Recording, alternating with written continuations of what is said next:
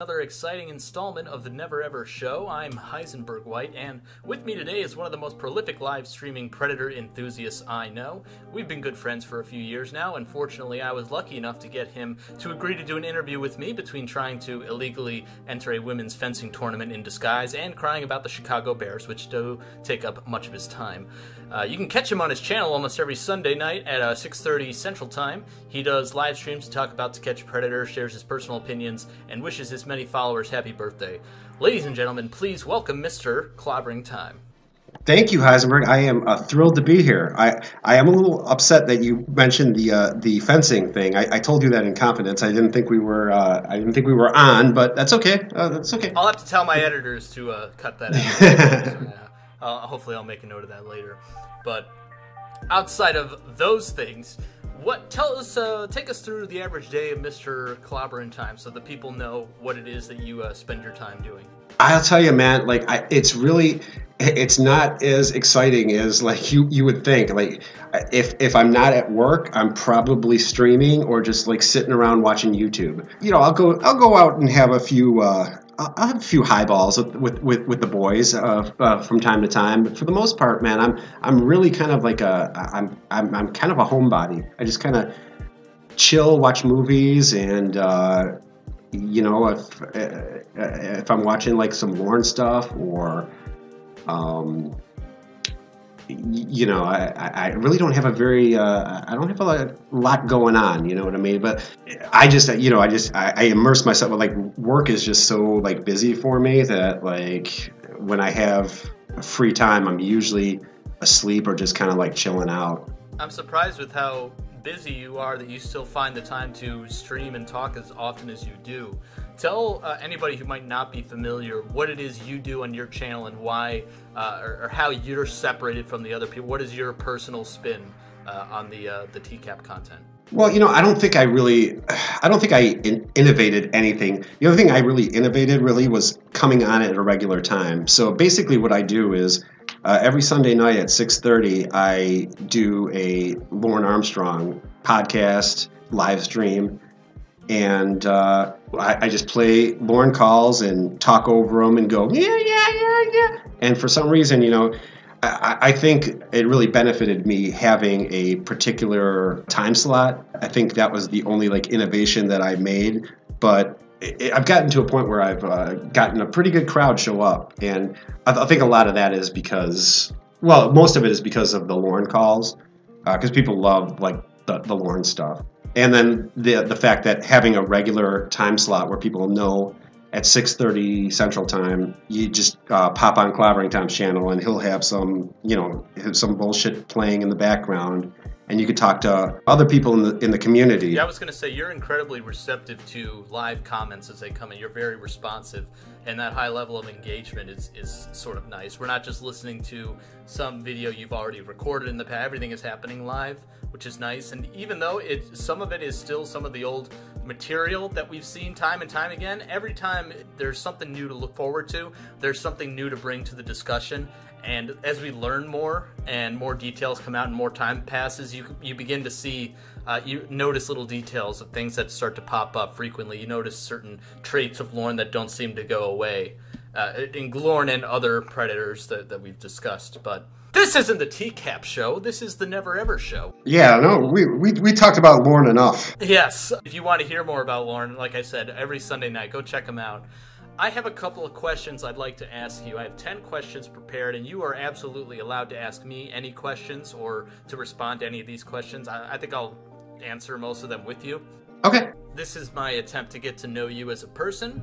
That way I can sort of gauge what your interests may be, because I think it should be a lot more of a discussion, less about what's your favorite movie and more of these weirdly personal specific questions that will help me get a better understanding. So, are you ready?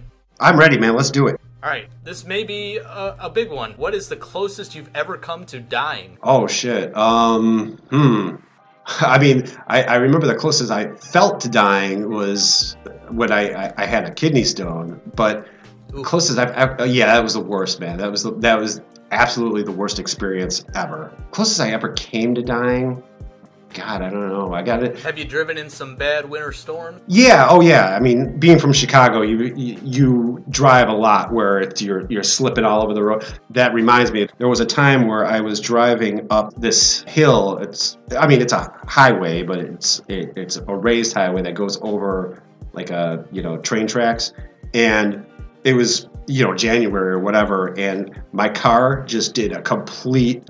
It did a 360. Oh no. Like, yeah, right. And I'm lucky it was like 2 o'clock in the morning, but it's still a pretty populated area where I live. I mean, I live on the south side of Chicago, so. That is lucky. Wow. Yeah. And I'll tell you, the whole time I was spinning, man, that's when the whole life, and this was in high school, so I hadn't had much of a life. But what little life I did have, it would just flash right before my eyes. I was like, praying to God that there was not another. I didn't see another car anywhere, and I was hoping that like everybody was driving nice and slow so they wouldn't like hit this idiot who was like spinning like a fucking top on top of this hill. And eventually, like I just it, like I said, it did a complete 360, and I was able to just like apply the brakes a little bit and then just carried on. Like, yeah, you've driven in snow enough, oh, yeah. Heisenberg, so that that like once you get through that, you just go back on your way. Yeah, I had this near-death experience, and here I go. Okay, well, I guess off to 7-Eleven for me. Yeah, I drive track. You drive track? I have trucks. I've owned trucks before, one at a time, not multiple, but. Yeah, several times I'll pull out of like a toll booth and hit the gas like way too fast and just kind of fishtail around for a second, and I'm like, woo! I'll just turn up the music and be like, yeah, fuck yeah, and then like 5 minutes later I was like, yeah, oh, I probably could have killed somebody. Maybe I should be more careful. Yeah. And you don't even see that shit coming. Like all of a sudden you're cruising along, and then there's just ice or snow, and you don't even see it, and next thing you know, you're like, you're spinning. Funny parallel to that story about you in the hill. About a year ago, when I was traveling for work, I got this lousy Hyundai Accent or something, really small car, not great, built for winter weather, that I was driving for work, and I came on a really it was in like a not a highway, like regular roads, big steep hill in this town I've never been in. There's a line of cars going very, very slowly up it, and it is snowing, and I'm like, oh, what's the holdup? Why are we moving so slow? I get on the hill. It's about maybe like a quarter of a mile long. I have my foot all the way on the gas, and I'm going 1 mile an hour. And if I took my foot off for 1 second, I probably would have slid back and hit everybody else. That was scary. I did not like that at all. So this year, when I was getting a rental car, and I went to Enterprise, I was like, what do you got? And they said, well, we got you this, cheap, economy class style car here, or we have like way too many trucks right now. Oh, yeah. Go check out a truck. I'm like, yeah, let's go see what you got. And they're like, you want a truck or you want like a big truck? I'm like, fuck it, I'll take the giant truck. So I've been driving this tank around for work for the last couple of weeks, and it's been great. It's handled so well and stuff. 4-wheel drive. I couldn't have asked for anything better. So I was very happy. Dodge Ram 2500. This truck is like 7 feet tall. Yeah. More truck. Give me the semi. A human will probably ever need. Yeah, man. When I got rid of my car, I bought a Jeep Wrangler, and that thing, there was no stopping that thing. I don't care if there was a zombie apocalypse. I don't care if there was snow. That thing just got through everything. 4-wheel drive. You couldn't block that thing from anything. If there was a snowbank, that goddamn thing was going to get through it, one way or the other. Speaking of traveling, I'd like to know, how many states or countries have you visited in your life? Countries, 2, and states. Is that U.S. and Canada? Oh, okay. So you're counting the U.S.? Whatever, I guess. I have visited the U.S. So okay, we'll say 3, and states. Wow, probably. Wait, what were the countries? Oh, I'm sorry. The Canada, obviously. The Dominican Republic. Oh, cool. Yeah, it's funny. The Dominican Republic, though, like we stayed at a resort, and you forget when you're at the resort that you're in a third world country until you go to and from the airport. Then you're painfully reminded that you're in just like $1 million resort hotel surrounded by a complete impoverished nation has got to be kind of a mixed bag of emotions. Yeah, you're going from a white sand beach to like, driving down a dirt road where like you have to wait for the goats to get out of your way. It's a real kind of eye-opening thing. It's like you forget when you're at the resort like what you're in the middle of, and how once you take that ride back and even the airport, man, the airport is like there's one plane, one runway, it's even that is like very third world country-ish, you know what I mean? And then states, I don't know, probably 15 states maybe. That's pretty good. I think I'm about the same. Yeah. East or West Coast have you visited more often? More often, probably the West Coast.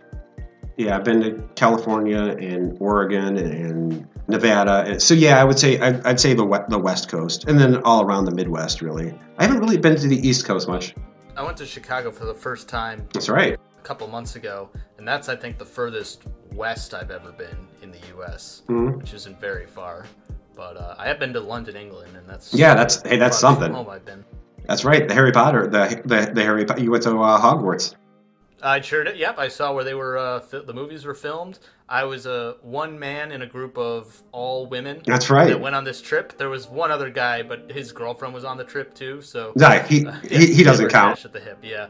These were Potter super fans, and of course, I enjoyed the movie. I even read some of the books as a kid. I just don't see the hype now as an adult. Nostalgia is a powerful drug. I understand. It sure is.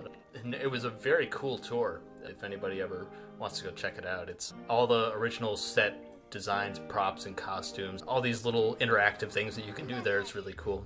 So that's the furthest I've ever been from home. And outside of Canada, that's the only other country I've visited. Besides that, in the U.S. That's still, I would love to go. That's what I want to do more of. Is like what I'm hoping to accomplish more in the future is to get out there and see some more countries. I mean, I think I've seen just about everything I want to see in the States. Sure. Now I want to go to like other countries. I want to go to Ireland. I want to go to England.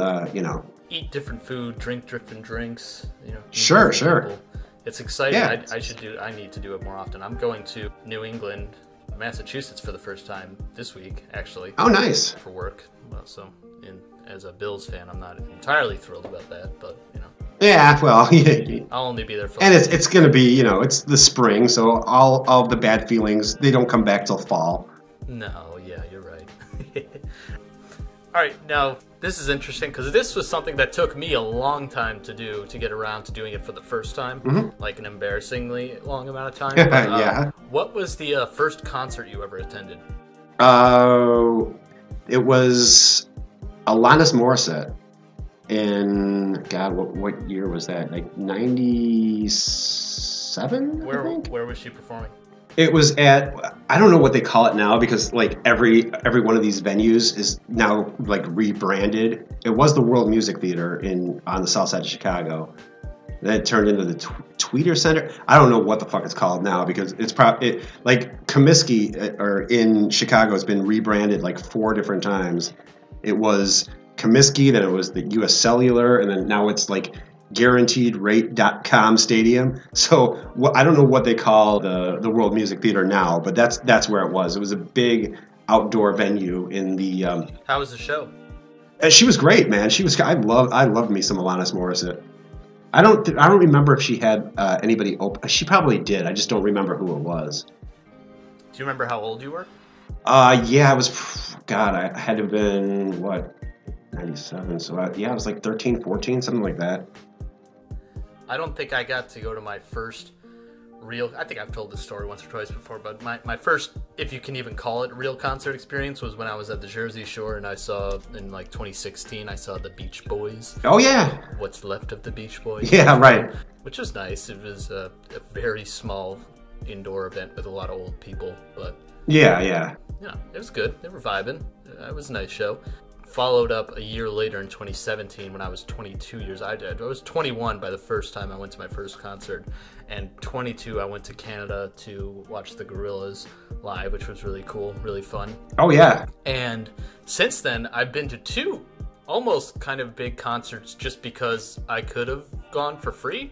The first one was in the summer. The school I work for brings like a summer concert every year. It's never anybody like really good or relevant. It was Sean Kingston this year, who had some big hits in the day. Yeah, yeah. And I couldn't name 2 Sean Kingston songs. Yeah, I couldn't either.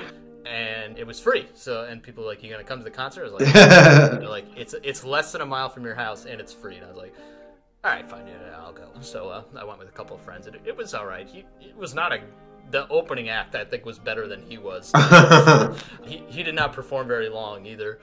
And just like 2 months after that, I was talking with this girl who lived a little bit of a ways from me, but was coming to Buffalo where I live for a concert happening in, I want to say maybe November.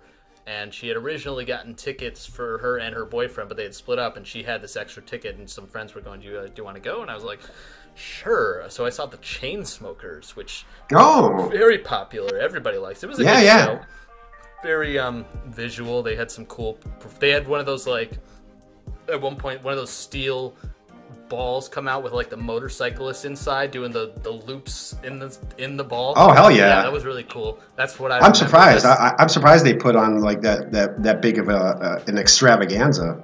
But I mean, they are a popular band, so I could see it. Again, I really don't know or like any of their music. I just went because right.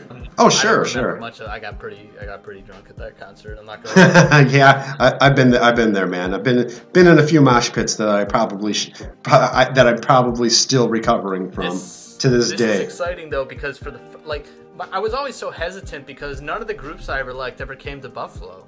Even when I was young, I really couldn't go out. I mean, outside of like when WWE would come tour, there was like never anything that exciting happening in Buffalo. But I finally, for the first time, about a couple of weeks ago, bought my tickets for the first real like good show coming to Buffalo. I'm super excited for.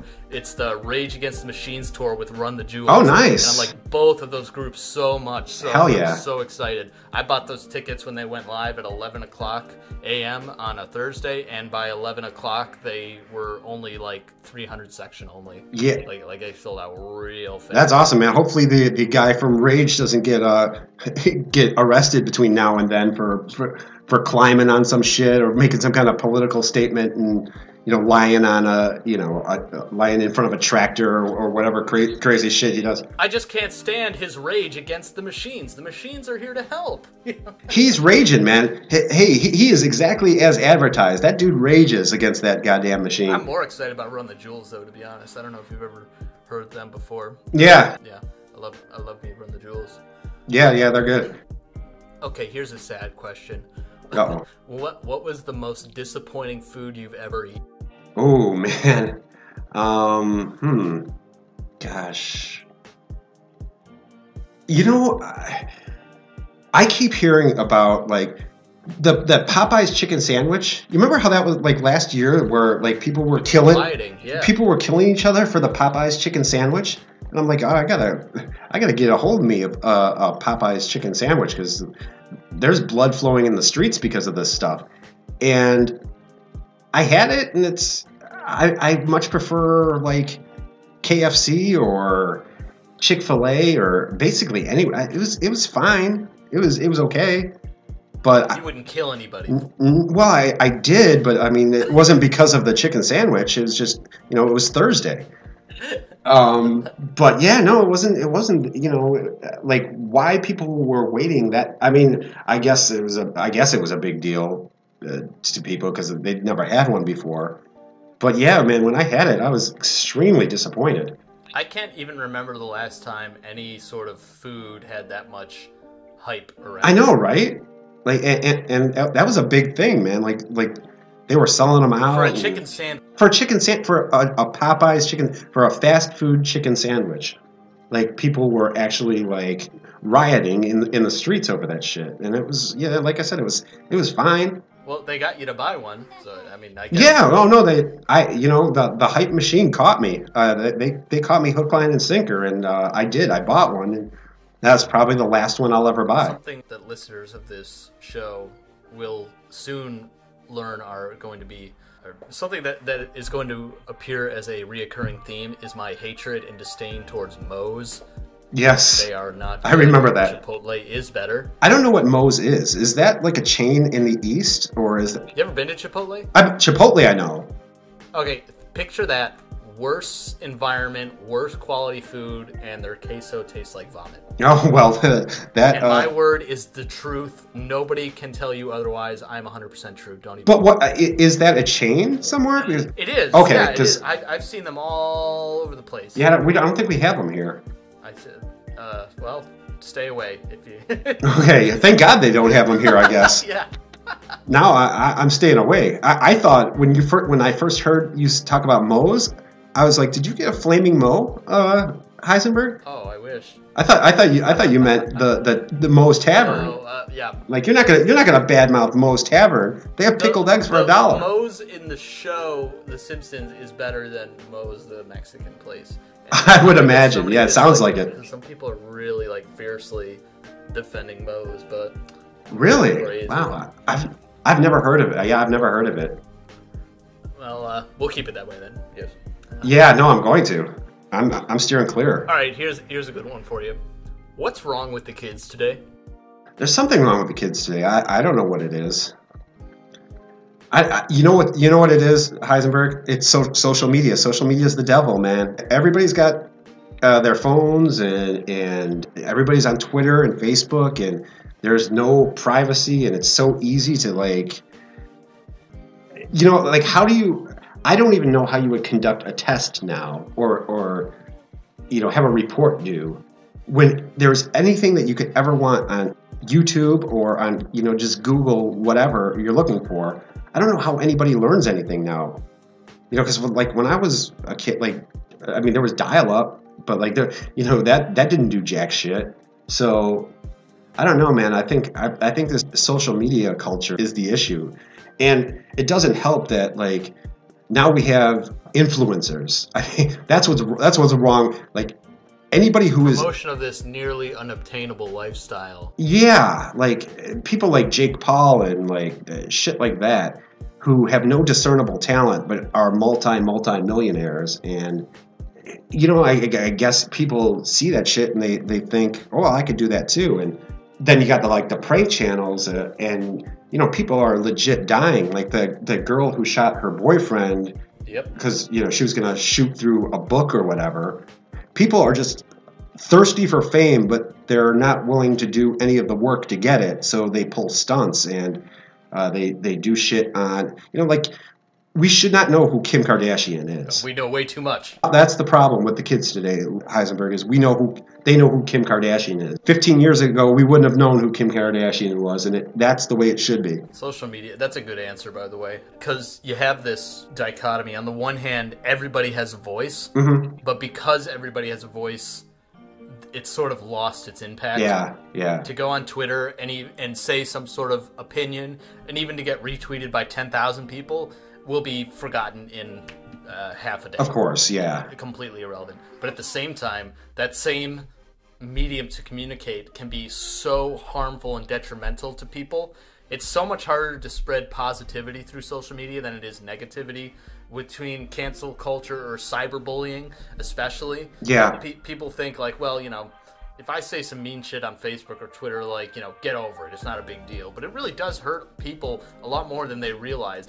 They're not words that they can just hear and forget. It's there in their face for a long time. Yeah, and not only do the people in wherever, their school or their work, you're talking about thousands of people who don't even know these people. They see it too. So you got a bigger audience, so you're getting attacked from people you don't even know these fuckers. And that's the thing is it's weird to complain about that just because for both of us we're both on YouTube, so we both put content out there. So I don't think I've ever seen you get any hate, and that's deserved. I do, dude. I get it every day of my life. No shit. Oh yeah, every day. Every day somebody is telling me to shut the fuck up, clobber, and play the call. And yeah, that's not unique to you though. That's for whatever reason people click on a video titled like analysis breakdown narrated by. I know, right? Yeah, just play the clip. Yeah, right. But like, yeah, that's the thing. It's like, if it wasn't, it's kind of weird because if it wasn't for social media, and I'm considering YouTube a form of social media, obviously, I wouldn't be doing the YouTube channel. I wouldn't have met as many cool people, such as yourself, if it weren't for social media. And I got a good amount of subscribers because of that. It's kind of weird to complain about it, but at the same time, I see just how bad it could be if you're really, really like.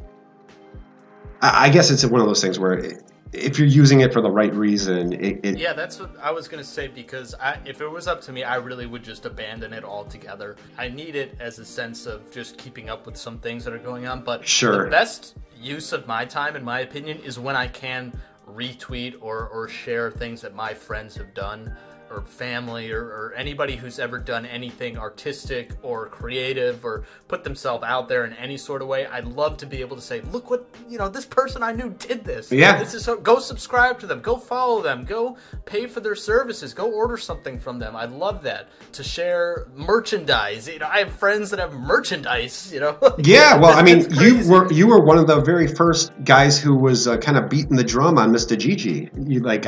I think you were one of the first. I think I heard of him through you.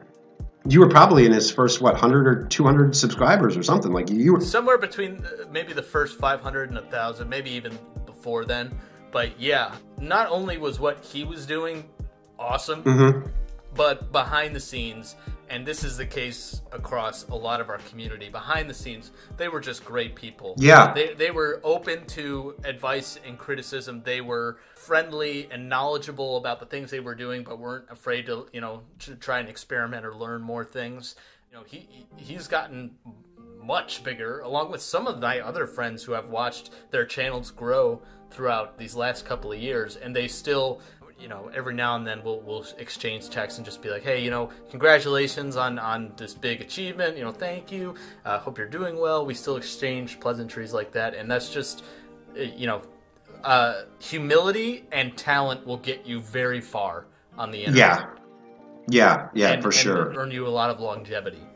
But the problem is, the social media that I was complaining about, people like Jake Paul, who are the opposite of that, untalented, that also selfish, and and egotistical.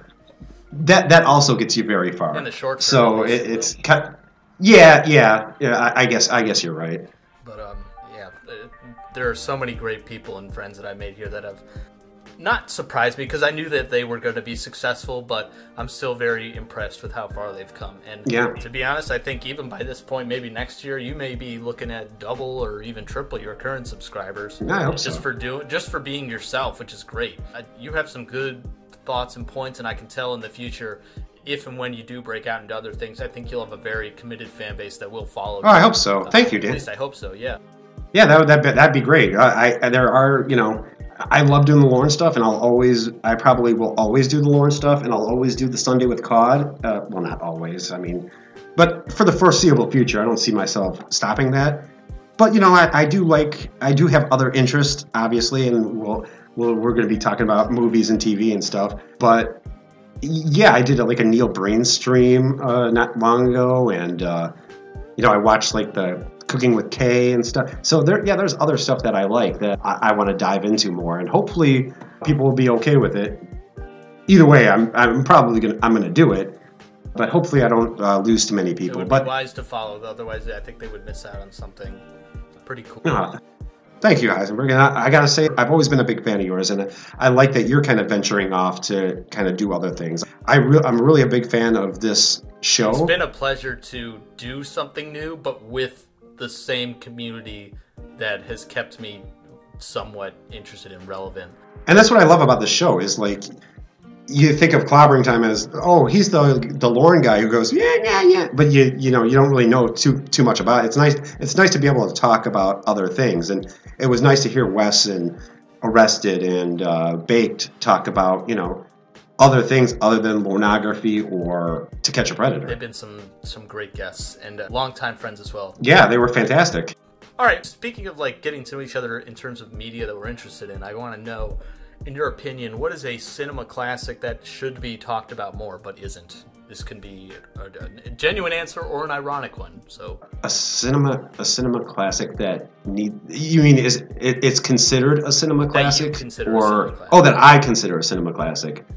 Well, maybe it's not. I don't know if it's under the radar or not, but I always wanted Planes, Trains, and Automobiles to get more love than it does. You know what I mean? I think of that as a seminal like holiday. Can I admit something to you? Yeah. I've never seen it. You never seen Planes, Trains, and Automobiles? It's great, man. It's really great. I always thought that should be in the rotation of It's a Wonderful Life and Elf and all these great holiday movies, and Home Alone, stuff like, because for me, I like it more than Home Alone. It takes place, from Thanksgiving to Christmas, so it's right in that wheelhouse. It's basically a holiday movie. And everybody who's seen it loves it. I've never heard anybody say, I don't like that movie. But, yeah, I just don't know why that's not... I don't know why TNT isn't showing that. Why it's always like Home Alone or Elf or... I mean, I guess it's probably because it's rated R and rated R for... Oh, is it really? Yeah, but it's rated R because of essentially one scene where Steve Martin just drops the F-bomb like 150 times in like 10 minutes.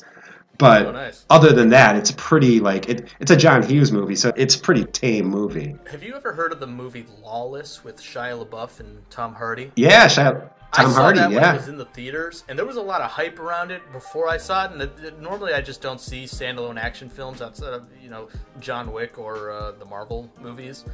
But yeah, right. It's a great movie, and then like everybody forgot about it, and it's always on like I see these listicles online of like 10 hidden gems on Netflix that nobody's ever heard of, and that's always on there. Yeah, it should be. Wallace was a great movie. Didn't that come out like right around the time like Shia LaBeouf was having his breakdown? I think the movie came out in 2012. I think the meme of the "do it" sort of thing came out 2 years later, and then I think around election time is when he really like lost it. Yeah. Okay. The election of 2016. Maybe it was just like it doesn't seem like many movies that like take place in that era really catch on. Like I don't think a lot of them aren't really big box office successes, and that was at the time like nobody really knew who Tom Hardy was at that time. That was before Dark Knight Rises and Mad Max and all the stuff that he's Yeah, Mad Max is a shit, man. I watched it this weekend for the first time in a while with my girlfriend, and it's such a feat. Like you can't believe what you're seeing. Like, oh, how much CGI did this take? Like most of it wasn't CGI. None at all. Like there's barely any CGI in that movie. That director is he's great, man. I would be afraid to work with him. Yeah, I would be too. Yeah, yeah. No. It's like we're gonna put you in a jetpack and just launch you into the desert. Right. And just wear this helmet. We're gonna need you to lay perfectly still because we're gonna run over you with a tank. But don't worry, there's a little space in between the wheels where you should be fine. We're gonna have to do this 30 or 40 times just to make sure. That's right. And every one of his movies takes place in like a desolate wasteland. It's always in the outback of Australia or something. If anybody hasn't seen Mad Max Fury Road, when are they going to make another one? I don't know. That one did really, really well. I expected them to pop out another one, but that's what I thought. Yeah, they killed it at the awards show. They did, man. They won all these technical and cinematography awards. And it was even nominated Best Picture. I knew it probably wasn't going to win, but I thought it deserved it. Yeah, I think so too. And that director, I think I don't think he rushes into projects. I mean, like one was before Fury Road. What was the last Mad Max movie? Was it the 80s maybe? Yeah. So yeah, this is a director, I guess, who just doesn't, he doesn't cash in on. I mean, he's also the guy who did Babe and Babe and the Pig in the City. So well, he built a world in this one movie out of an already existing property, but it was completely standalone. You didn't have to watch movies to understand this. No, not at all. Universe in just an hour and a half, 2 hours. Yeah, that's what's great about that guy. Every one of the Mad Max movies, you don't have to have seen any of the previous ones to get it. You know what I mean? Yeah. I'd like to know, when you are having your days off and you're lounging and you want to scroll through something to watch, something to take up your time, what streaming services do you have, or are you hoping to join? Well, you know what? I have really all I have is Netflix right now. I'm thinking about Disney Plus, but Disney Plus is so they put out a notice saying, hey, if you pay for a year subscription, you'll actually save like $60 or something. Mm-hmm. I was like, oh, well, let me do that. So I dropped like $120. And then like 2 weeks later, they were like, all Verizon Unlimited customers get Disney Plus for free for a year. Yeah, I'm like, of God course. damn it. They always do that shit. Hulu does that. A bunch of these companies do that. Right. So if you have Verizon, you can just get it for free. Yeah. I don't have Verizon, but I'm a little on the fence with Disney Plus. Well, I am dying to because they have all the Marvel stuff and they have The Simpsons on there. That's all I've been using it for, The Simpsons and The Mandalorian. And even as like a non-Star Wars fan, I found The Mandalorian to be incredible. I think you should get it for a month and blast through it. And then maybe delete it. Yeah, that's actually probably not a bad idea. But I mean, they have this catalog of 20th Century Fox films now because Disney owns 20th Century Fox that will never see the light of day. Because they want to be nothing harder than PG-13. Well, what I heard is Disney owns a big stake in Hulu, and I think most of their R-rated properties now that aren't necessarily Disney friendly are going to end up there. Right, so I'd subscribe to Hulu before I would Disney Plus. That's sure. kind of my point. Is like if Disney Plus would throw the R-rated properties like the Aliens movies or the Deadpool stuff, then I would be all in on Disney Plus. But right now, other than the Marvel stuff, there's really, and they have the National Geographic stuff I like too. Other than that, I don't really see. For me, I don't really watch a lot of movies and stuff. So, or lately, so yeah, my attention span is just gone lately. So I my attention span is 2 minutes, and I'm already when's somebody gonna get shot? That's why a movie like Deadpool is perfect for me. Somebody is getting shot, or Ryan Reynolds is making a sarcastic quip every 2 minutes. So that's perfect for an idiot like me. So yeah, I just have Netflix right now. Okay. Well, next I wanted to ask you, this is probably something you will remember. What was the biggest purchase you've ever made? Well, I bought my condo. Well, yeah, the condo that I used to live in was the biggest purchase. Is that do you pay rent or a mortgage? No, it was a mortgage. Uh-huh. So you talk about something that I purchased. You talk about something that I dropped money down at one time and owned it. Yeah. Oh, okay. So it wouldn't be you talk about something that I paid for at once and then didn't have to make any payments. Okay. Shit. For me, I can't remember, but it's either my computer that I'm using now or my television. Which I bought a couple of months ago. It was $1,200. Yeah, you know what? I would say it's probably my TV. It was about $1,000. You got a nice TV? Yeah, I got a pretty nice one. I have a Samsung Smart TV. That's what I have. 65 inches, I think. I don't quite measure, as usual. I don't quite measure up to you, Heisenberg. I want a bigger one. I'm a few inches less than you, as usual. So I think thank you, but I think I'll just sell it and get a projector. Just use the whole wall. There you go. Perfect. Yeah. That's the kind of setup I would like too, man. But if I got that, I'll tell you, I would probably almost never leave the house. So I could put it on the ceiling and just lay in bed and watch TV. Yeah, I would never get out of bed. That would be the thing. It's I would be I'm pretty unproductive now. If I got a setup like that, it would just be done. I'd be the most unproductive piece of shit in the world. So yeah, I'd say my TV is probably the biggest purchase I made. You're not a $3,000 sneaker kind of guy? No, man. Like, I'll go to like Payless and buy like, you know, just a pair of shit Pumas or whatever, and just wear them into the ground. Or I'm the same.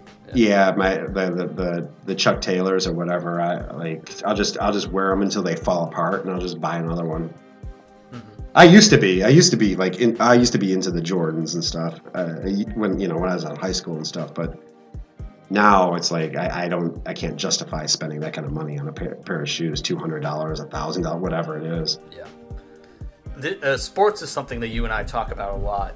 All the time. I'd like to know, what was your favorite sports moment that you lived to see, be it on television or in person, but in your lifetime that you've lived to see? That's easy. The White Sox winning the World Series, man. I never thought that I would ever see that. And not only did they win the World Series, they steamrolled their way through the World Series. What year was that? It was 2005. And I was actually at one of the games where Paul Konerko hit a grand slam to win the game. It was the bottom of the ninth, and he won the game with a grand slam. It was that was like I could not tell you. The Bulls won all those championships, when I was a kid. And I got to see Michael Jordan play. So that's cool. Yeah, so I mean I could say that I lived through that, but I never thought like the White Sox would ever like get over that hump. The White Sox. The White Sox. I never thought they would get over that hump, and when they did, man, I couldn't express how it was just unbelievable. And not only that, but living in Chicago, there's a big rivalry, I guess you could say, or hatred between White Sox fans and Cub fans. Cubs, yeah. And to walk around with... It's like Yankees and Mets. Yeah. To walk around... Because like half of my friends are Sox fans and half of my friends are Cub fans. It's really weird because we're all from like the same neighborhood, so I don't know how they became Cub fans, but they did somehow. And to be able to like shove that in my friends' faces for, then eventually the Cubs won the World Series, and that was... Who saw that coming? Yeah, you want to talk about the most miserable time of my life. It was that year. But yeah, no, the White Sox winning the World Series, man, that like, I'll always remember, and they just dominated their way through the playoffs, and I'll always remember watching, they won the World Series on the road at Houston, and it was just, and I've seen the Bulls win championships, I've seen the White Sox win championships, I've seen the Blackhawks would dominate for a while, and I'm a big Blackhawks fan too. But nothing, because, I have White Sox t-shirt, like I'm a big White Sox fan. So that's got to be nice to watch a team win the championship that you support. Can't relate myself. Yeah, no. You don't have. Is there any team that you follow that won anything? Well, this may come as a surprise to you, but I happen to follow the Buffalo Bills football team. You don't say. Yeah, the Bills, huh? Now this year, they earned a playoff spot with at least 2 or 3 games left in the season, which was... They did. I mean, and even the game against the Steelers, it really came down to like one of the last plays, but to secure the playoff spot much earlier than before was nice. And the playoff game was actually pretty damn good up until about the halftime, where it sort of fell apart. But yeah. I mean, I'll tell you, you couldn't write a more intense moment than 2 years prior, 2017. We finally, win our last game in Miami. I think we're 9-7 at that point. We can get in if the Bengals, who were sucking, could beat the Ravens, who were kicking ass the whole year. But the Bengals held in there, and it was same sort of thing. About a minute or two left, and the Bengals had the ball. This is the last chance they're going to get the ball before the I remember the this. Kneel. And Andy Dalton throw, catch, or interception, penalty.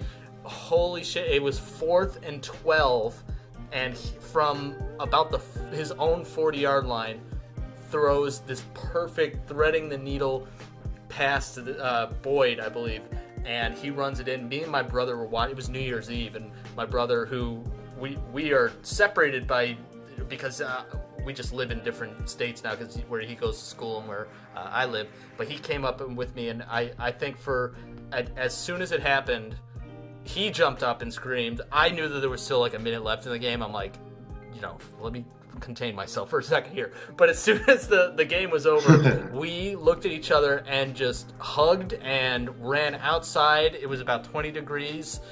Snow everywhere, and we stripped in our underwear and just ran through the streets and just screamed. Oh, you gotta. Shotgun a beer. And we were like, never in our lifetime has this ever happened. And then in the playoff game, we lose like 9-3. And it was awful. Right, of course. You know what I remember about that? Like, the Bills fans really, like, they donated like crazy to Andy Dalton's charity. Right, yeah. And yeah, I saw an ESPN special about that. Like how he's a more popular quarterback than probably a lot of Bills quarterbacks have. I would think, yeah, I would think. I would think he would edge out Tyrod. Just barely, yeah. Yeah, right. But man, that was fun. I was just watching for the whole week or two before the playoffs started, the like just video compilations of big crowds reacting to that play and just people erupting and screaming and crying. That was like a real out of something out of Hollywood. Like you couldn't have made it more difficult than the last second of the last play on a 4th and 12. Like, you know what? You know what's funny about your best sports memory? It didn't involve the team that you were rooting for. I mean, it did, but like, yep. That's why it felt a lot better this year when we actually earned it ourselves and we didn't rely on anybody else. But still, just in that like praying, like, God, please hear me out here. Oh, I've been there, man. Make this happen, and it did, and we couldn't contain ourselves. Yeah, that was a great game. I have only one more question for you. Sure. This may be related to that sports question. When was your greatest hangover, and how long did it take to recover? Yeah, definitely not related to my sports question. When I think I was just out of high school. Yeah, I was probably just out of high school. I remember I had no idea like what tequila what that does to the human body. So I was just drinking it like fucking crazy. I woke up. It's one of the very few times like I got so drunk that I blacked out. I woke up and I was under a dresser somehow under one of my friends because we were drinking at my friend's house. I was killing like the Jello shots and shots of vodka and just drinking tequila out of the bottle like a fucking idiot. And yeah, I woke up under a dresser and like I didn't know where I was. I didn't know, and I probably threw up for about 6 months after that. I was pretty useless to basically everybody in my life for a good amount of time after that, and I've never drank tequila since. I have a very similar story to that. Yeah, involving some slightly different circumstances in alcohol. I was just out of high school as well. I was a very good boy in high school. I never drank or did drugs. I was what they would call a nerd, I guess you would say. I think my parents probably thought that whenever I said I was going to do something lame at a friend's house, they're like, he's probably going to drink. And I was like, no, I'm actually going to do that lame thing that I said I was going to do. But when I got to college, I was like, all right, all bets are off. I'm going headfirst into this. So I went to my cousin's apartment, who was also going to school at the same school I was. She was a junior and just got her own off-campus apartment, which was like our safe haven to just go crazy because it wasn't on campus. And it was the week before Halloween. I don't remember if I've ever told this story or not, but the week before Halloween, and I show up with a 6-pack of Hornsby's hard cider that we got at the beer store I worked at because it just sat on the shelf too long and they just had to give it away. So it was like, nice, yeah, might as well. I've never had cider before that point, hard cider at least. I show up and they're like, look, we making whiskey sour shots. I was like, oh, sweet. I don't know what that is, but I'll try it. Yeah. And it was good. And that night just went cider, sour, cider, sour, cider, sour, cider, sour, back and forth, back and forth, back and forth. And this is one of, like your story, one of the only times I've ever like really blacked out. And the plan was to pregame at our apartment, get dressed in a Halloween costume and go to this Halloween party we were planning. But we were waiting because some friends were supposed to show up and go with us. But while we were waiting, that's when things got out of hand and yeah, as they do, way too fast. And I close my eyes and I wake up. I'm on the couch. It's still nighttime, and the friends have arrived. Don't remember when they came, And I just remember the girl that just showed up, like, putting her hand on my knee and saying, like, you should probably stay here today. You don't want to be the freshman to pass out at a party. Yeah. You're probably right. Again, I close my eyes. I wake up. I'm in the kitchen vomiting in the sink. Yeah. I've been there, man. Close my eyes. I'm upstairs now in bed. It makes you question your life choices when you're Sure does. When you're hunched over a sink vomiting. Yep. Well, it's funny that I vomited there because my cousin came up to tuck me into bed, and she's like, "Okay, we're gonna go out. You have a good time. You got a good night's sleep." I'm like, "I love you so much." Yeah. And I go to sleep. They get about 30 seconds after that before one of them comes up and vomits in the toilet, and the other comes up and vomits in the shower. So we it's a vomitorium place. Yes, it is. Both of them were out just like me. I just went out about a minute before they did, and their friends were like, "Are you guys are you guys not going to go out tonight now?" And all three of us had to stay in because we got so sick. Yeah. I felt that hangover for 3 days at least. Yeah. It didn't get better every day. It was the same level of hangover for like 3 days. That's exactly how I felt, man. Like I was just waiting for it to get better, and I'm like cursing the Lord because it never ever did. I will never drink again until next week. Right, yeah. That's right. I stayed. It did take me about 2 more weeks to try any alcohol, but to this day, hard apple cider is no-go for me, which sucks because it's a gluten-free drink and probably would be something that I should have on the diet that I'm on. Sure. I just can't do it. Yeah, the smell. Apples are fine, but as soon as I smell like apple cider like that, I shiver. Yeah, no, that's where I am with the tequila, man. I just I don't want to be anywhere near it. All right. Well, thank you, Mr. Clobbering Time. We have reached the end of my questions. Before I move into the next segment, was there anything you wanted to ask me, or should we just go ahead and dive right into it? I do. I have a two-part question for you. Ooh, goody. Okay. So, first part is, do you have any, like, I guess you would say, like, a hidden skill, or even like something that is like something stupid that you're really good at, that like that, like, you know, will never serve you any practical use?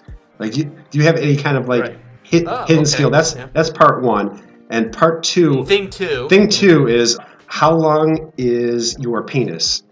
And now, if that's too personal, you could just add. You question, but it's actually only one answer. Yeah, you could. If that's too personal, you could just answer the second part. Oh, right. Yeah, thank you. As a completely useless skill, something you may one day witness if you're lucky. No. As we discussed before we went live, I'm not a gamer. I am terrible at first-person shooters. I am terrible at so many popular video games. Outside of like Super Smash Brothers, which I can like hang with a little bit, I'm not very good at anything else. Except one game that no matter the version, no matter if it's on mobile or on the Switch, or if I'm using a GameCube controller or whatever, I'm a master of Tetris. Oh shit, are you really? I'm a crazy good Tetris player. Tetris 99 is a game that came out a few years ago. It's a battle royale Tetris where every time you clear a line, it adds a line to some other player, and you just go until you eliminate it. I haven't gotten first place yet, but I have gotten second and third a couple of times. And it's very cutthroat, very fast, but Tetris, I'm like addicted to it. I can't shut it off. Like, when I get started, that's the only game where I'll sit down at like 2 p.m, play for a while, and then look over the clock and it's like 7 o'clock. I was like, oh Jesus Christ. Yeah. And my penis is 3 inches. Thank you. Oh, yep. That's same here. Yeah, no, I'm a Tetris fan too. I'm definitely not as good as you are. Do you have a Nintendo Switch?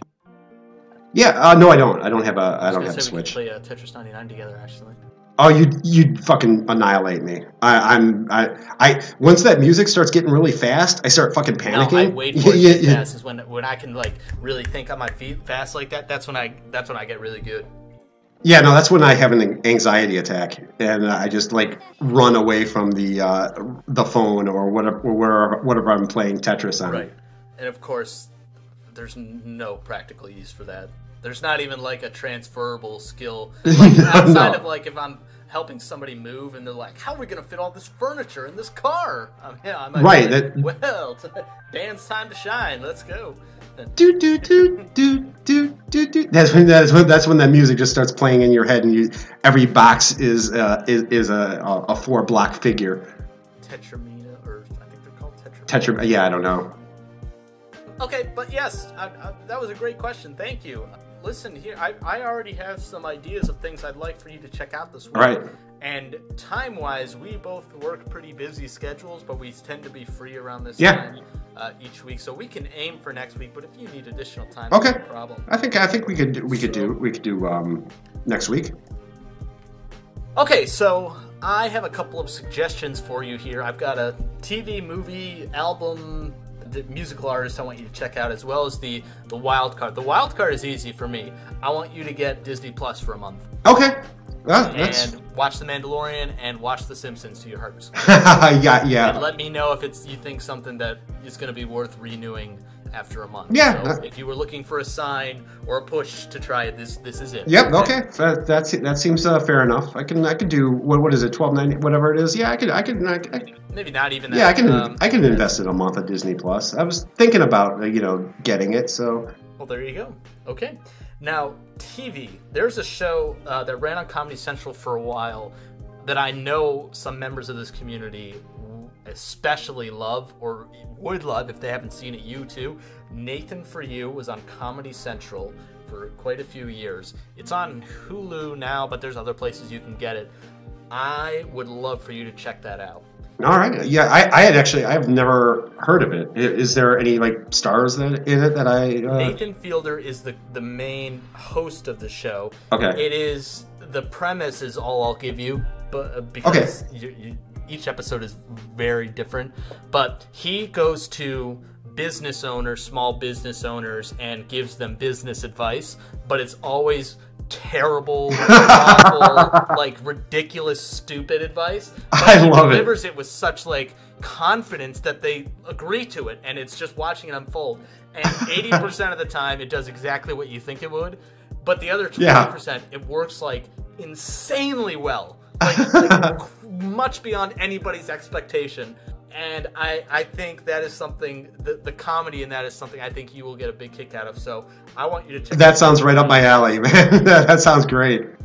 You guys going around bankrupting businesses? Pretty much, yeah. There's a movie on Netflix. There's a lot of hidden gems on Netflix, like we were just talking about. There is, yeah. Something that I never saw get wide release. I don't think it's a Netflix original. It might be. I don't think it is. I think it might have been purchased by Netflix and it wasn't widely distributed. Is this movie called Circle? Mm-hmm. You haven't seen it? No, I never even heard of it. Great. It must be a. I'm thinking it might be a Netflix original because most of the movies that are released, I've at least heard of, but that one. Not to be confused with this current show on Netflix called The Circle. Right. This movie is a suspense horror whodunit alien movie. I love whodunits, man. But it's more. It's not a who. It's they're trying to solve a mystery throughout the show or throughout the movie, but it's much more of a character piece. You see so many different types of people. The whole movie takes place in a single room, though. So I've never seen anything like it, and I just love the premise and I love the execution. I think you will like it. Yeah, looking forward to it. That sounds like right up my alley. I'm a sci-fi guy, so yeah, I'm down, man. Now, last week, I suggested Wes check out the Avalanches, which is one of my favorite bands of all time, and he enjoyed it. And I'm thinking you will like something kind of similar. There's a musical artist on YouTube called Pogo who has a couple of singles and a couple of albums released along the same genre type that the Avalanche makes, which is plunderphonics. As I explained it last week, it's sort of like building a song off of little tiny snippets of other songs to make a whole new song. But it's very catchy, and it's not about lyrics at all. It's all just about sound. But it just strikes on a different range of emotions than I think most traditional music does, and it's something I think you'll appreciate, just because it's different and it's very catchy and it's something new. So yeah, no, I'm looking forward to it. Yeah, it sounds like something I would like. I do love a catchy tune, Heisenberg. It's no I Love Your First, but you know. Well, what is? Well, those are my 4 things I would like for you to check out. Nathan, for you, Circle, Pogo, and Disney Plus. What would you like me to do? I'm very much looking forward to that. So, have you seen? Okay, you've obviously for TV, you've seen It's Always Sunny in Philadelphia. Oh yeah. You've seen. What about Parks and Rec? Do you watch that? Oh yeah. For movies, you should do Planes, Trains, and Automobiles. I was thinking that, but there was a movie that I had in mind. Right. That I'm sure. How about Ozark? Do you watch Ozark? No. Okay, that'll. That's on Netflix, right? Yeah, it's on Netflix. Yeah. Okay, Ozark. For movies, my favorite movie of all time, and I don't know if you've seen it. Have you seen The Crow? Yes. Okay. I haven't seen any of the sequels though. Yeah, they're garbage. Yeah. Have you seen Uncut Gems? Only half of it. I haven't finished it. Oh, okay. You haven't watched that. You know what? I'll just do Planes, Trains, and Automobiles then. Fair enough. That's again something that's been on my list for a long time. I see it on, I see it pop up everywhere, and people talk about it. I'm like, should I set it? Like, is it like too late for me at some point? Is what I think. Like, is the comedy still good today as it was then? Yeah. It is. That movie holds up surprisingly well. Oh, I mean, good. It was made in the '80s, but like. Other than like the cars, it doesn't feel like it was made in the '80s. You know what I mean? Mm-hmm. Okay, so I can check out Ozark and Planes, Trains, and Automobiles. How about music? Music, there's I know you like you're a fan of like classic rock, and so there's they do a lot of covers, and I recommend listening. Have you ever heard of the Beatles? I was just about to ask you if you've heard of them. They do a lot of Beatles covers, actually. And it's these 2 girls who play all their own instruments, and they're called the Mona Lisa Twins. And like they have original songs too, and they're fantastic. Huh. This is on YouTube? Yeah, they're on YouTube. And I recommend their original songs, but their cover songs are just amazing. They use a lot of the same like they use some of the artists who were in like some of the original versions, and they do they do like Beatles songs, Beach Boys songs, mainly stuff like that, and they're just really good. They're just super talented, and they play their own instruments, and it's weird because it's like every time I see them, almost they're playing a different instrument. Like one will play guitar and drums, and then one will play like the cello, and then it's just one's playing piano. It's just really remarkable how much talent these 2 girls have. So yeah, they're cool. They're called the Mona Lisa Twins. Last but not least, give me something, anything, literally anything within. Okay, are you familiar with this is a Twitch streamer. He's also on YouTube, and his name is Penguins or Moist Critical. It sounds familiar, but I can't say I am. I know. I think not. Yeah, so, on YouTube. Is it spelled like actual penguins, or is it like it's something? It's penguin. It's Penguins 0, and Penguins is with a Z. Yeah. And what I recommend is the cooking. I think everything he does is great, but the cooking the cooking videos, and his videos are only like 10 minutes long a piece. But he has 0. Right. Cooking videos, and I'll check out some of his other stuff, but especially you're saying watch the cooking videos. Yes, I think he has playlists of like just the cooking videos, or like he does these videos about one of his niches is like there's this competition where guys just slap the shit out of each other as hard as they can. I think I've seen those videos. There's a slapping competition, and like that's one of the things that like he covers. He covers a lot. But the cooking videos, he watches Cooking with Jack, Cooking with Kay, and I forgot the other one. Somebody who uploads pretty regularly. He uploads like twice a day. Oh wow! And I think he streams. He also does movie reviews that are really great. And he also streams on Twitch. I've never I seen like that. I don't follow any Twitch streamers. I don't even have a Twitch or anything. I don't either. I've never seen any of his Twitch streams, but he's on YouTube. So, and he's got like 2 million subscribers on YouTube. So he's one of the very few like huge channels that I follow. But he is fucking hysterical, man. All right, I'm looking forward. Oh, you're gonna love it. I've got a lot of I got a lot of work to do this week and traveling, but there are going to be nights where I have nothing to do for a long time, and I'm going to be able to blast through a lot of these. Yeah, me too. I'm excited. I'm going to check out Ozark on TV. You didn't even talk much about it. Okay, well, I'll give you it's basically Jason Bateman is the star of it, and he's totally going against character where he's playing like an accountant for a cartel, and he's stealing all this money. Netflix loves their cartel. They do, they really do, and he basically takes his family to the like Ozark. Was it Ozark, Kansas or Missouri or something? He basically was in Chicago, and they had to get his family the fuck out of Chicago because like this cartel is looking for him, and it's just it's got Jason Bateman and it's got Laura Linney in it, so pretty good cast. And I think after the first couple episodes, I think you're going to be hooked. I think season 3 is just about to start. I think it starts the end of the month, maybe. So it's either It's still going. Okay. Oh yeah, it's still going. But yeah, check out like season 1, the first couple episodes. After the second or third episode, like you're either gonna like it or you're gonna hate it. So okay, well, yeah, I'm down to give it a fair shot. That's the thing about this show is like I'll push through more than I normally would. Yeah, me too. Me too. Because of the recommendations. So sure. Yeah, great. Well, I've got everything I need. So do you. Me too. I'm ready. This is going to be it for us today. We'll meet back in a week and discuss what we did or didn't like. Thank you so much again for joining me. This has been a blast. I will talk to you then. Yeah, it's always fun. Heisenberg. Take care. Subscribe to Clobbering Time if you already haven't, and we'll catch you then.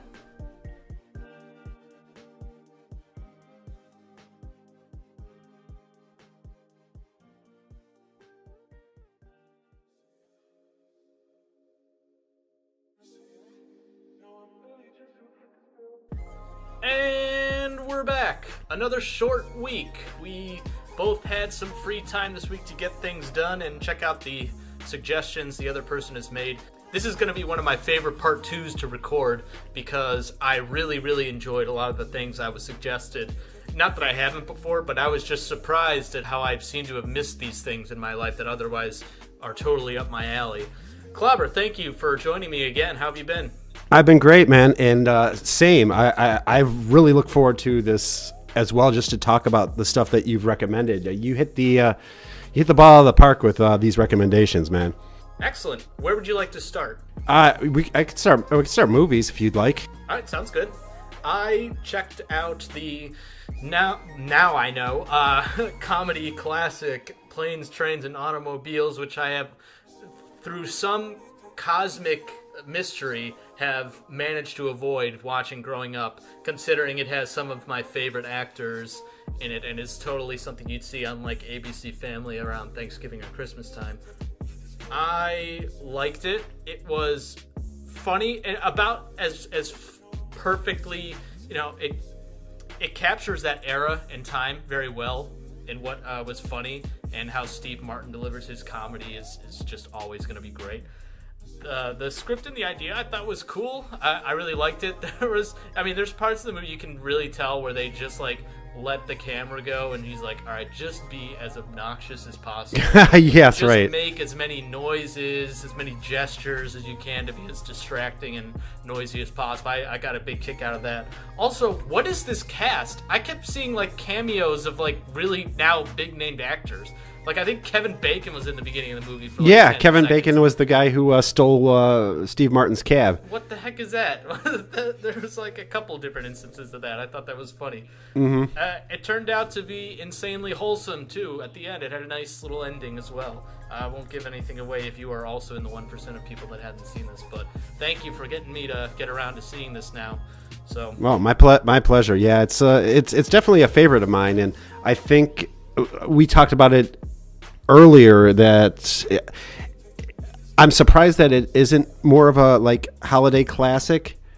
And I think that's due to just one scene. You know what I mean? And now you know what the scene I'm talking about is. Right.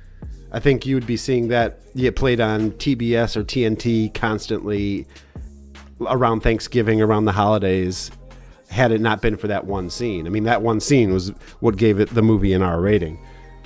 But that said, you can't. That's a classic scene. You can't take that scene out. It is integral. Yes, I agree. It's my favorite scene. My favorite scene I'd in the movie. love to hear the made-for-TV edited version where he keeps saying "frick."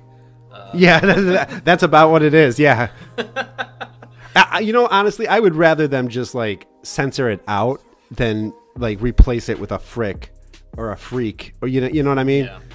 I'd rather them just censor it. It would come out of nowhere, the bleeping, but I think that would also be fun. Yeah. Yeah. Yeah, I mean, I think so too. All right. What did you have to check out this week? So the movie I watched was, okay, I don't know if I got the title. Is it Circle or The Circle? I'm pretty sure it's just Circle. Circle. It's on Netflix, and I guess did you give a brief description? I don't remember, but if you didn't, I just described it vaguely as like this thriller horror kind of it's a mystery. You're trying to figure out what's going on. Yeah, and it's crazy. Like I'm not giving anything away by saying that somebody drops dead about every 30 seconds in this movie. So yeah, you basically got 50 people in this room, and every like I think they say 10 minutes in the movie, but it feels like a lot longer than or a lot shorter than that.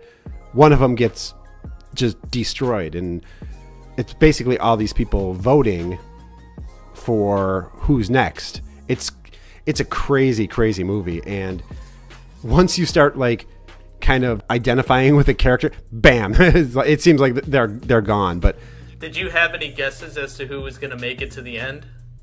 I did, and I was completely wrong. It's a great character study film. Like, it's very much a character-driven thing where and they're not all super stereotypes of already existing tropes. And it's a great example of if you're going to take any lesson from this, sometimes it's best to just shut up. Yeah. Sometimes abstaining is the way to go. The more you try to talk yourself out of something you've done or talk yourself up very unnecessarily, the more people are suspicious of you. Right. Or the more people, or the more likely you are to say something that'll just piss somebody off. I'm glad you liked it. It really is a hidden gem. Nobody I know has heard of it, but that's... Yeah, I hadn't. Circle. It's around. It's on Netflix. Just put in Circle on Netflix and you'll see it. It's around. There you are. Okay. I get lost sometimes. This professional broadcasting from Heisenberg. Oh, you know it, man. I can't have that on my channel. How about we discuss music? Yes, sure. Why don't you go first? All right, you suggested Pogo to me, and when I first started hearing it, I was apprehensive, and I was like, man, is this did he recommend techno to me? But once I started listening, and you did one album in particular, was it called Underneath, I think? Something like that, yeah. Something like that. Yeah, and it was fantastic. And I get how some people say that the songs kind of all blend together, but for me, they really didn't. You can easily tell where like one song would stop and another song would start, but it does have a really nice flow as far as like the tracks on the album. And I actually enjoyed it so much that I started looking into some of the other stuff that he did, and he's done some pretty great stuff. You sent me the Disney one, mm-hmm. And then he does these mixes where he uses lines from Pulp Fiction, he uses The Shining, and it's so good, and he uses the lines so perfectly. And the fact that in the Pulp Fiction one, he isolated Uma Thurman's singing the "Girl, You'll Be a Woman Soon" song. Yeah. So that, like, because in the movie you can barely hear her. It's surprising how well produced some of these are and how much attention to detail there is. It's about Plunderphonics is about sound and often just ignores lyrics, but you can still get meaning out of a song without it actually having any words in it or any coherent words. I'm sure you realize a lot of what you were listening to most of the time was kind of gibberish. Yeah. A lot of gibberish and clips from movies seem to be the two things that I heard the most lyric-wise. He's crazy talented. Like, I couldn't imagine how meticulous that process must be. Oh, man. And just the way he gets the audio clips to kind of, like, blend together to make a play with each other. Yeah, to basically tell a story. That's what impressed me the most. I did love the album that you recommended to me, but I thoroughly recommend the Pulp Fiction stuff, the stuff that he did with the movie quotes. Yes. The Shining one, the Pulp Fiction one, the Disney one. Can we fantastic. Go back for a second, because I always forget to do this after talking about something. We want to give it a rating. To go back to the movies, Planes, Trains, and Automobile, I was going to give a 7.5. Okay. And what would you give Circle? I think Circle, I'd go maybe, I think I'm about the same. I think I would go a 7, a solid 7. I'm kind of torn between 6.5 and 7. Right. And how about the music? The music, again, some stuff I liked more than others, so I'm going to go with a 6. Yeah, I'm going to go with a 6 because the movie stuff that he did was fantastic.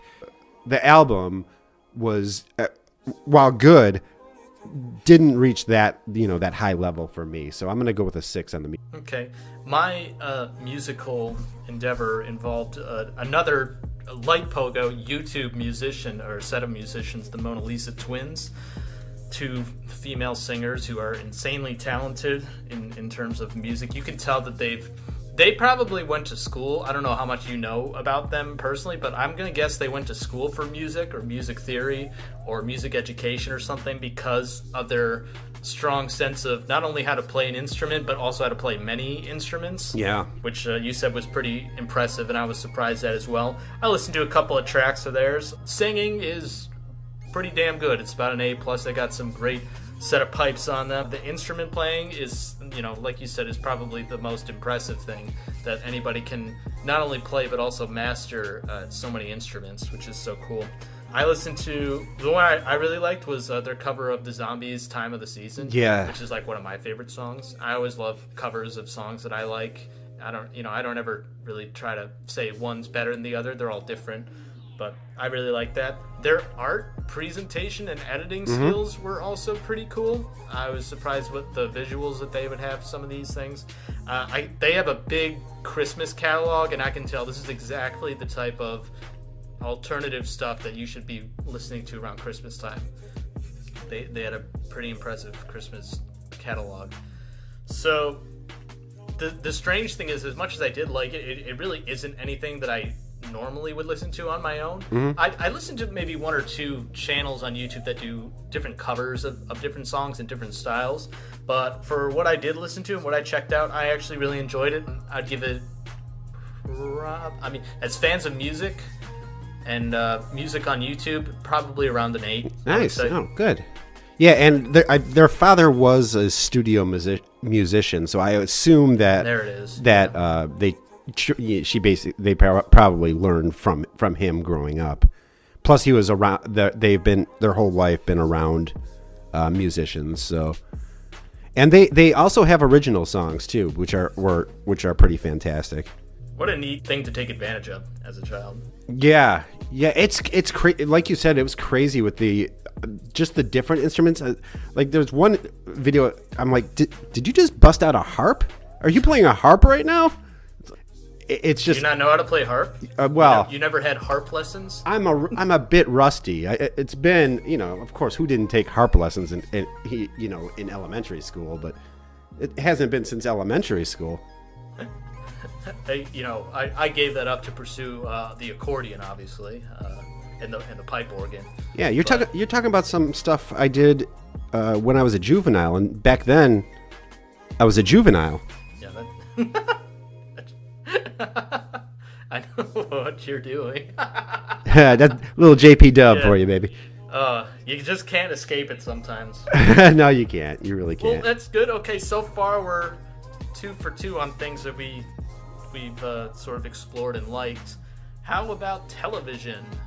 I think both of us are going to have these two pretty high rated. So I watched Nathan For You, which is basically a show where this guy walks around to these small businesses and he wants to quote unquote help them with new strategies. It's basically new marketing ideas.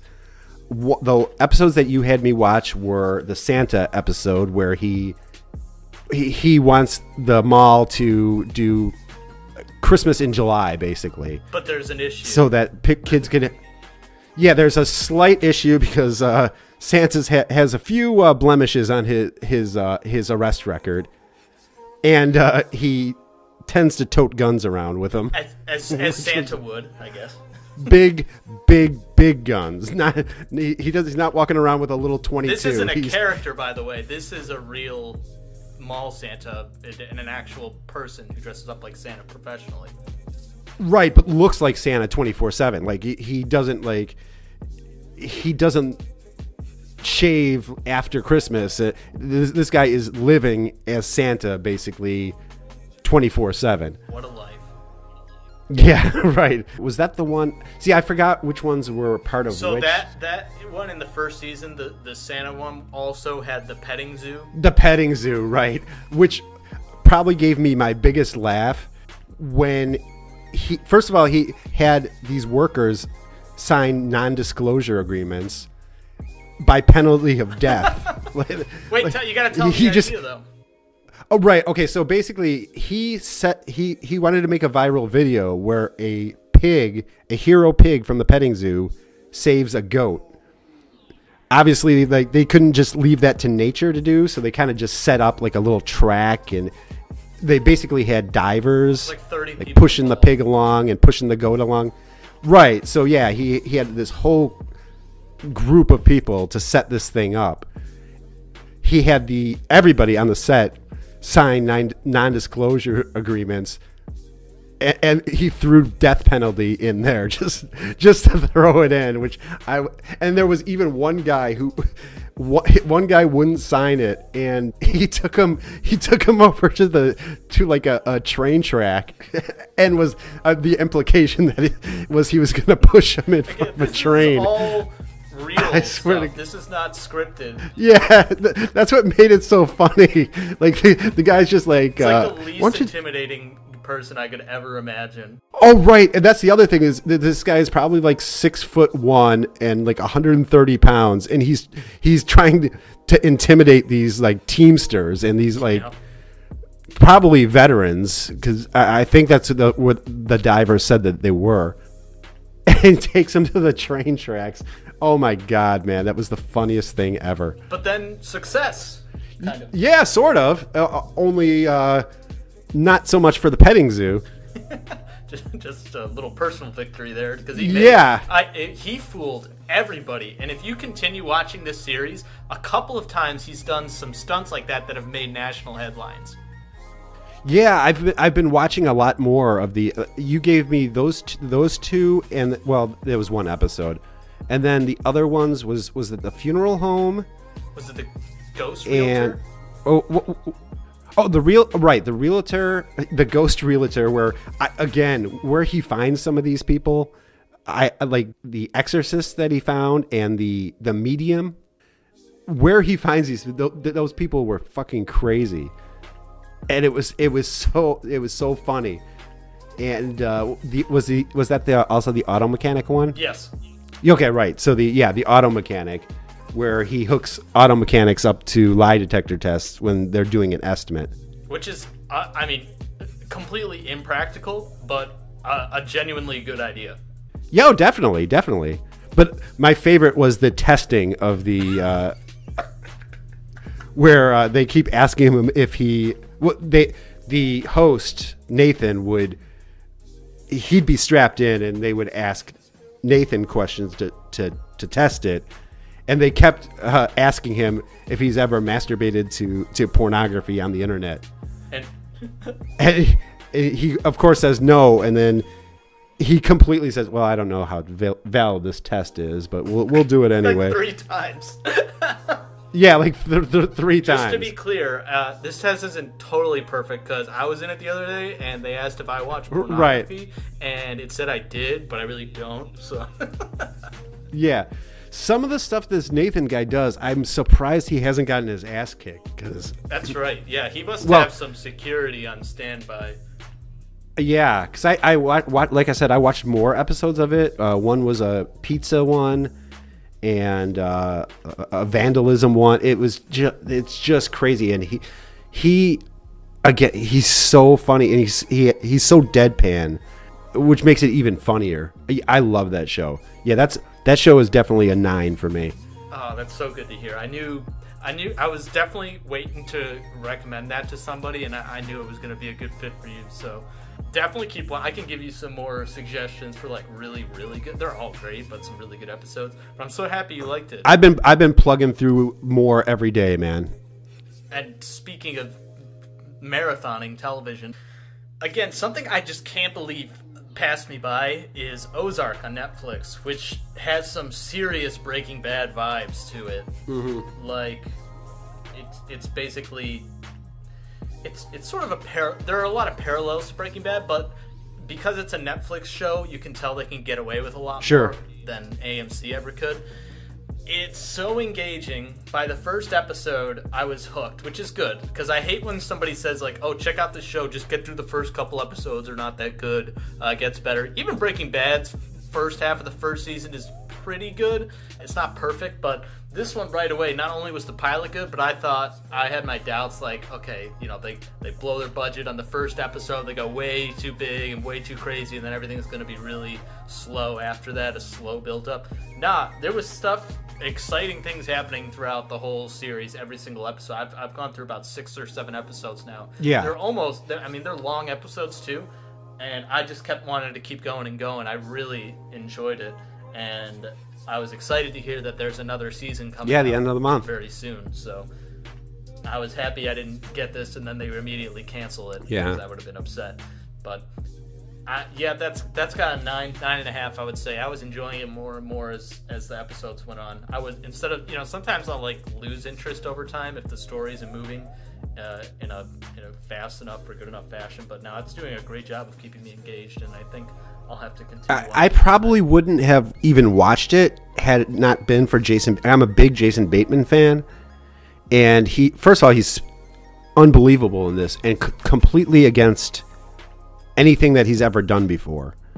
That's what I love about. As was the case with Brian. I was just going to say, yeah, just the casting of both Breaking Bad and Ozark. It's just spot on. Can I confess something to you? When you first told me about it and you said Jason Bateman, I got it mixed up and thought it was Jason Statham. And when I watched it and Jason Statham wasn't there, I was like, where's Jason Statham? I can understand being disappointed by that. There was nothing disappointing about it, but I'm like, oh, he definitely said Bateman, didn't he? I'm like, I'm an idiot. But definitely recommend that. Anybody? It would be a lot different show with Jason Statham in it. As a Midwesterner Chicago guy with his accent that he's got in. Right. Yeah, but for no reason. He probably wouldn't have been as easy to intimidate as Jason Bateman. Exactly. So the last thing we talked about was getting you to sign up for Disney Plus to get it to check out, and me. Now this YouTuber, streamer, Twitch guy you wanted me to recommend, how is it? Penguin Zero? Yeah, it's Penguins with a Z and then the number 0. So this is kind of a half coincidence here. He must have another channel, like a second channel. Do you know? He has a bunch of channels. That's it, because I've seen this guy before several times, and he is hilarious. His same thing, like deadpan delivery makes things so funny, and you can tell he likes what he does and likes what he talks about. some of the cooking videos like you recommended were great. I had a great laugh out of it, and I was happy to see somebody that looked familiar, and I was like, okay, wait a minute, yeah, I definitely know this guy. That's good to know that he does have because I'm pretty sure I'm subscribed to one of the channels. Yeah, I don't know if he has other channels on YouTube. I know he's on Twitch as Moist Critical. Right. Lovely. If anybody's looking for a semi-mainstream, very funny streamer, YouTuber who does a lot of weird videos and talks about a lot of weird things, that's where you should start. I'd recommend that. In terms of YouTube channels, probably 7.5. Yeah, he's all like, if there's one particular video like or topic that you don't like, just wait around, because he basically he spans a variety of topics. He does everything. Cooking stuff. He does the slapping thing.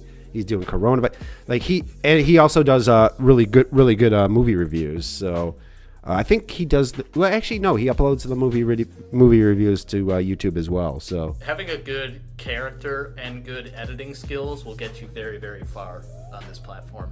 Yeah, and he has like 25 or 2.5 million subscribers or something like that. He's definitely in the millions. So well earned. So yeah, no, he's great, man. He's great. Okay, well, I'm anxious to hear what you've checked out, what you liked or didn't like on the Disney Plus app. Okay, so I did cheat a little bit with the Disney Plus. I was over at my mom's house, and she has Disney Plus because I have two nieces, your age, that I think the world of. Right. And my mom just had surgery, so I've been hanging out there this weekend and during the week a little bit. So I kind of just watched it there. Mm-hmm. And I think Disney Plus is cool. I think it's great. It's maybe something I would look into getting, but I don't know that what I watched, I didn't watch The Mandalorian. I didn't watch any of their original stuff. I kind of just watched stuff that I had already seen. Definitely binged The Simpsons. Yeah, my experience has been good for three things: The Mandalorian, The Simpsons, and just like a nostalgia trip from some Disney classics.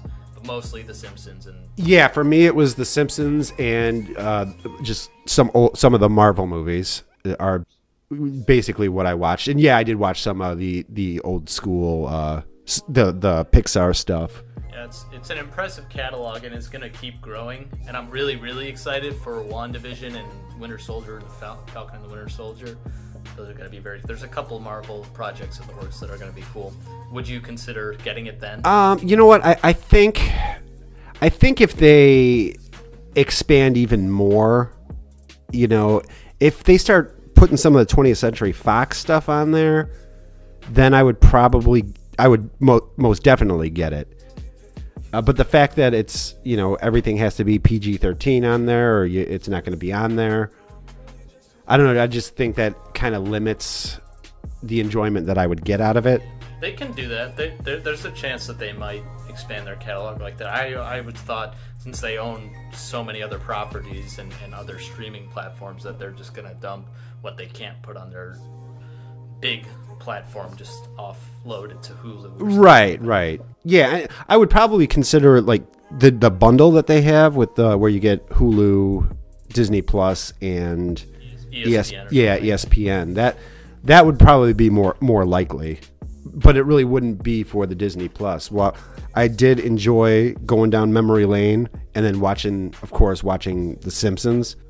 I don't think I would use it for much more than Simpsons and Marvel. That's pretty much all I've used it for so far. Yeah.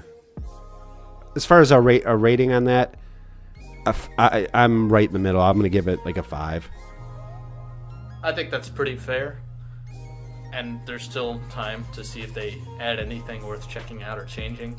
But as fun as this has been, I'm a little upset we got to end our call here. I am excited, though, to start editing or continue editing our video so I can get it up hopefully pretty soon. This was a blast, and this was a long time coming. I've wanted to do something really cool with you, especially because I really admire your channel and the stuff you do, and we have as we've noted now, have very similar tastes in a lot of things. Yeah, definitely. So I gotta say, next time I'm in Chicago, I'm definitely gonna come and we're gonna hang out and get some pizza soup. Yeah, yes, yes. Whatever you call You're gonna eat it the proper way. Right, with a spoon. Yeah, you're gonna eat pizza the way it's supposed to be eaten, with a spoon. Well, thank you. Is there anything you want to say? Send us off on. If you have anything on your channel you'd like to promote real quick, now would be the time to do that. Well, just my Sunday show every Sunday at 6:30 Central Time. I am doing Lauren stuff, and yeah, that's about it. That's about it. As far as like regular stuff, you could always catch me. I'll be doing a lot more stuff with other Predators, so I live stream a lot, or as much as I can. Commentary. He doesn't actually work with the Predators. I like to think of it as working with the Predators. Especially in Lauren's case. Through a much more spiritual Right. Yeah. But yeah, no, that's about it. Well, this was a blast. Thank you so much. I can't recommend him, his channel, and the things that we talked about today enough. I look forward to uploading this and hopefully having some more episodes in the near future. Please like, subscribe if you want to keep checking them out. And I will see you guys next time. So thank you very much. Have a good rest of your day.